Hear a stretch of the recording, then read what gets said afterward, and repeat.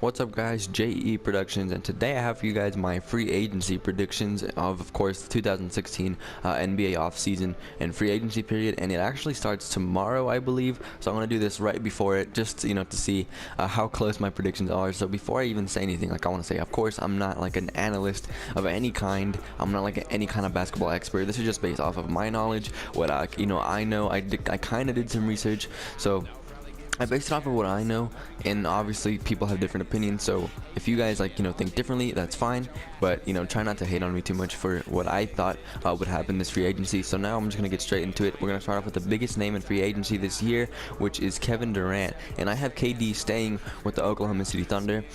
It might not be for like a long extension term. I think it'll be I think it'll be for like a year, or 2 years max, with like a 1-year opt-out, because I don't think KD will want to stay in a team where he's not like well, this team obviously is championship caliber. Now that they added Oladipo, they might be even better than they were before.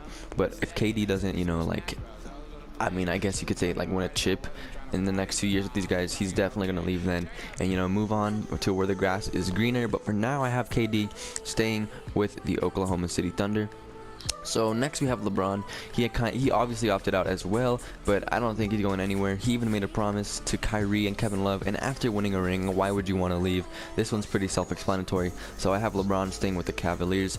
Nothing too different there. So here I have Whiteside actually staying with the Miami Heat. So I have like a couple of different places where this guy could land. So Whiteside is either going to go stay with the Heat, go to the Lakers, or to the Mavericks. Those are the 3 teams I think that are in the running to get Whiteside. So if he doesn't go to the Heat, he'll be with the Lakers or the Mavericks. Nobody else other than those 3. I think I did research. Those are the 3 teams that are the most interested in him, and the Heat would be dumb to let Whiteside walk, and he's been paid less than $1 million per year for his first 2 years in the league. So now he's looking to cash out, and this brings me to my next, free agency thing. D-Wade is probably not going to want to take a pay cut, because obviously Whiteside's going to want that max contract. So D-Wade's going to be like, hell no, I'm not taking a pay cut. So then the Heat are going to drop Luol Deng. They don't need him. They already have a developing Justice Winslow, and they also signed Joe Johnson. So I don't think they see a need to keep Luol Deng, and getting rid of him will free up cap space to re-sign Whiteside to that max deal. And then I have Luol Deng going to the Milwaukee Bucks, and you might be thinking, why would he go to the Bucks? They already have Giannis. Well, Giannis can play any position he wants, and Jason Kidd has even talked about him playing point guard. And in my opinion, I think the Bucks really need that veteran presence in the locker room, and they also need like a versatile, I guess, not really of wing, but like a 3 and D kind of guy, just a guy that plays defense and is also consistent on offense, and a veteran, like I said before. And that guy is Luol Deng. I think he'll end up in Milwaukee, and it'll be a nice fit, and he'll definitely help them take that step further in to trying to make the playoffs. So next we have restricted free agent Andre Drummond, and Andre Drummond is going nowhere. Again, the Pistons would be absolutely dumb to let him walk, and even if people offer him like a max contract, the Pistons can easily match it. So Andre Drummond is going nowhere. Next we have Al Horford, and I actually do have like 2 or 3 different, or no, just another place besides Atlanta that I think he can land. So I think he's gonna stay with the Hawks. I mean, they did get swept by the Cavaliers for the 2nd year in a row, but I don't think Horford will go anywhere, because I know it's a lot of money to commit to a 30-year-old from the Hawks, but it's tough to imagine like the front office breaking up Millsap and Horford right now. They already got rid of Jeff Teague, so if they were to get rid of Horford as well, like, they would probably be going downhill, and I don't think they would want to do that. And yeah, that's like basically my reasoning, is I don't think the front office would want to break up the span right here, because their front court basically is like what defines the Hawks. That's like what people know them for, is Paul Millsap and Al Horford. But the other place I think he can end up landing is in Boston. So I've heard a lot of rumors that the Boston Celtics are like really keen on signing this guy, and that they really want him, and he fits their scheme and all that stuff. And their center right now is actually like Kelly Olynyk, so he's not, obviously he still has time to develop, but I don't know if he'll cut it. as a top tier center in the league. So I think they might go after Horford. So he's either going to Atlanta or to the Boston Celtics. So now we're moving on to DeMar DeRozan. DeMar DeRozan, I also have him staying with the Toronto Raptors. So he even said that Toronto's his home. He loves Toronto, and obviously after last year's results, making the Eastern Conference Finals and only losing 4-2 to the NBA champions is not bad. And I can definitely see a future for this guy with the Toronto Raptors. And he's gonna stay with Lauri Valanciunas. And they even signed they drafted Jakob Poeltl. There he is. And that brings me to my next free agent, I guess, how do I say this? Prediction. There we go. That's what we're talking about. So, if the Raptors drafted Jakob Poeltl, it's for a reason.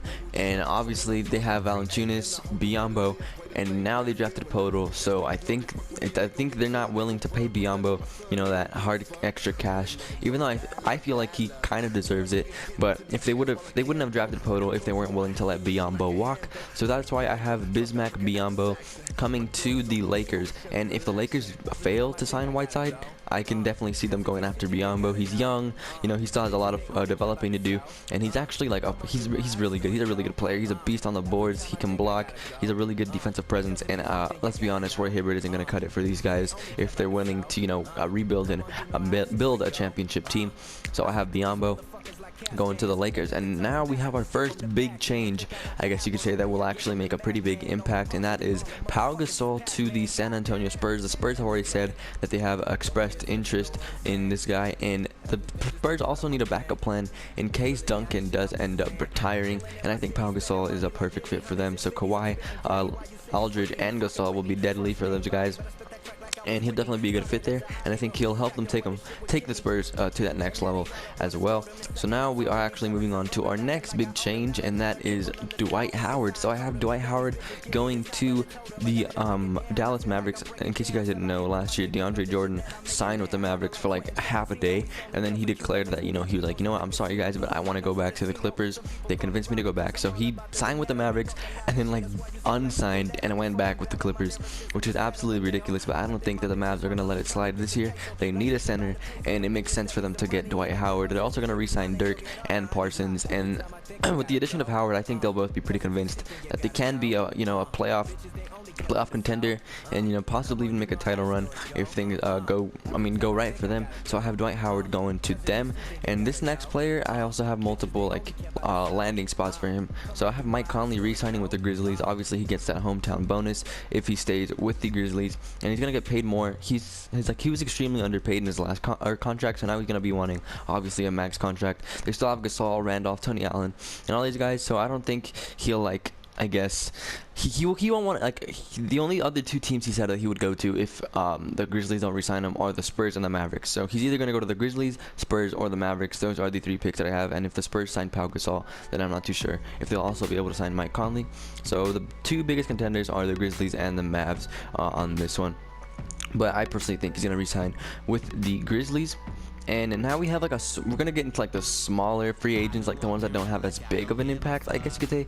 But I have Jared Sullinger going to the Chicago Bulls, and you may be asking why, but with the Celtics, let's be honest, Sullinger didn't really do much, and he was kind of minimized in Boston's game plan, and even in the playoffs, he didn't even get that much action, and I don't think he'll be wanting to stay with the Celtics. But he could basically go to any team. But I just have him on the Bulls because the Bulls are obviously looking to, I wouldn't really say rebuild, but more of retooling. And I think Sullinger would be nice because he can play both the 4 and the 5, so he'd be a nice fit for them. The next, I guess, smaller impact player is Marvin Williams. So he's currently with the Hornets, and he actually did help them out a lot, but I don't know. He's his impact, I guess, was a bit understated, but I don't know if he'll want to stay with the Hornets, to be honest. I think this guy's at this point in his career, he's 30. He's just you know what, fuck it, I kind of want the money. I want the moolah. I want to go to a team that's developing, I guess. This is just my logic, obviously, but I have Marvin Williams headed to LA. But again, he's a Jared Sullinger type of guy, and he can end up wherever, he can end up virtually on any team. But I have him with the Lakers. So the Heat, in case you already didn't see, I do have him re-signing D Wade. because D Wade's always been with Miami, and I think it's his home, and I think it would be really tough for him to leave unless it was to like reunite with LeBron. So we should watch out for the Cavs as well, because maybe they might make a push for D Wade, and that would be absolutely insane. So the next one that we have is actually Batum, and I have Batum re-signing with the Hornets, and this is the main reason for this is because the Hornets like made it clear that re-signing Batum was their like #1 priority this offseason, and I don't think the Hornets are really looking to sign anyone like any big names, so I think all their money is gonna go towards Batum this offseason. And now we are going to go on to Bradley Beal, who I think will also stay in Washington. I don't know, I could also see him going to possibly a team like the Knicks or something, but I do have Bradley Beal staying with Washington because, you know, him and John Wall are a pretty good backcourt, and I think it would be kind of dumb of the Wizards to break them up because the next best thing they have is Marcus Thornton, so I don't know if that would be a smart move by them. So the last one that I actually do have is I have Joakim Noah going to the New York Knicks. So in case you guys didn't know, they basically already signed him, like it's basically guaranteed, and D Rose said he wanted him there, and it would be like the right thing to do. These guys do need a center, and you know he'll be complemented nicely, you know, the friendship with D Rose and all this stuff, and you know also with Porzingis on there, and the Knicks could be deadly. So I'm also going to be doing a simulation about this, so it's not just going to be like me talking about my predictions. I'm also going to simulate this and see how things end up, like if all these moves were to happen, like, you know, who would be on top and who would win the NBA title the next year, 2017 season. So I'm going to start simulating, and I'll get back to you guys at the end of the season to check on the end of season stats and all that stuff. So I'll see you guys then. Care about the flow, come on, you know how the story go. This the shit that never run, and they always pretending that can kinda send, and they mind what I'm bending. Just imagine like Lennon that we living like long division. My vision is risen, shout out my homie in prison. Shit is deeper than an incision on the lower level. Word of the devil, I can feel the trouble inside, telling me what to do. I never abide, feel the vibe. The second we ride, you know we know just how to do it. My style, they can never renew it. I bet they know it. Every time I think I gotta go, cause if you seek, then you gotta know. Bitches, they only care about the flow. Come on, you know how the story go. Every time I think I gotta go, cause if you seek, then you gotta know. Bitches, they only care about the flow. So we have reached the end of the regular season, and right off the bat you can see I was simming as the 76ers, and they already won 16 more games than they did last season, which still is pretty garbage, but it is an improvement. So I mean, I guess I would be happy with that if I were the GM. So now let's get into the league leaders in points.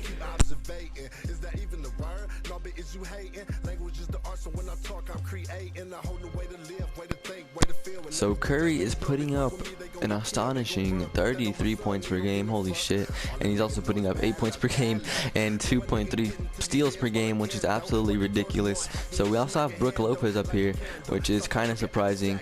Jimmy Butler is also up here.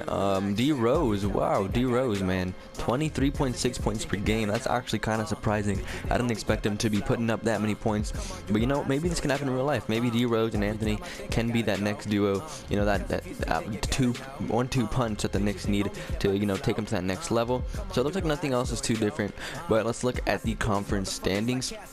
So the Cavaliers are still #1, followed by the Heat, and the Bulls are actually in the playoffs, so they're actually doing better without D Rose, I guess. The Bucks are also in there.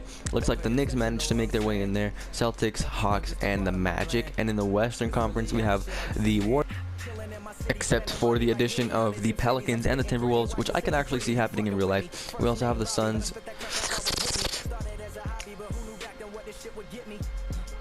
So the Nuggets are actually the worst team, and it's not the Lakers. So the Lakers did improve quite a bit, and I expected the Mavs to do a lot better with Dwight Howard, but they're 11th in the conference, which is not too hot for them. Let's look at the award races. We have LBJ up there. He's actually averaging a triple-double. That's insane. Ben Simmons for Rookie of the Year. I could see that happening in real life as well. Basically the exact same. Joel Embiid, oh yeah, well technically he's a rookie because he still hasn't played his first year. Now we have Sixth Man of the Year, Brandon Knight, Defensive Player of the Year, DeAndre, and Joakim Noah is also up there, and Most Improved Player looks like CJ McCollum is going to win that. So now let's just go ahead and sim through the date, and we finished 26 and 56. So now we're gonna head into the playoffs. Just go through the awards really quick. It's basically gonna be the exact same that I just showed. Yep, Tyronn Lue wins Coach of the Year.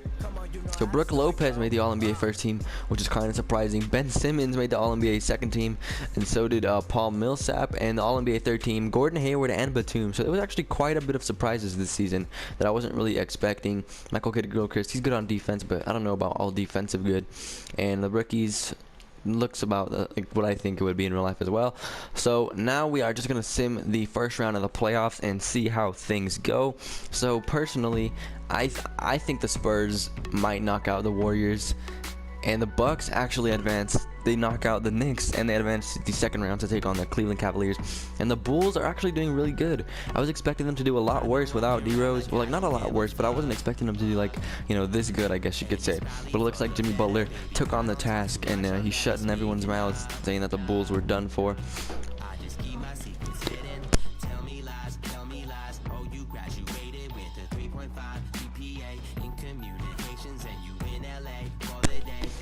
So the Warriors do end up beating the Spurs, which is kind of disappointing. I wanted the Spurs to, you know, I guess, reach the finals and win one more title. And with the addition of Pau Gasol, you know, in real life, it might happen depending on, you know, again, it depends on, like, who they play in the postseason and all this stuff. There's a lot of factors that are put into this. So the Bulls sweep the Hawks 4-0, and they play the Cavaliers in the Eastern Conference Finals. And the Clippers actually shocked the Thunder. I'm surprised because 2K loves the Thunder, but they do beat them 4-2, and they advance to play the Warriors in the Western Conference Finals. So we're just going to sim through this championship round, and it is going to be Cavs against Warriors as expected, and the Cavs actually completely annihilate the Bulls 4-0. King James putting up triple-double numbers. And I'm just going to go ahead and sim through the NBA Finals, and your NBA champion are the Cleveland Cavaliers with the exact same outcome, 4-3. So your Finals MVP is most likely LeBron, averaging triple-double once again. This guy is a fucking monster. It's about time 2K starts recognizing it. So anyways, you guys, that's going to be it for this free agency prediction and plus the simulation. If you guys did enjoy, make sure to hit that like button. If you didn't, you know, dislike and let me know why. Constructive criticism is great. I love it. Give me as much feedback as you can. That is it for me, guys. I'll see you guys in the next one. Peace.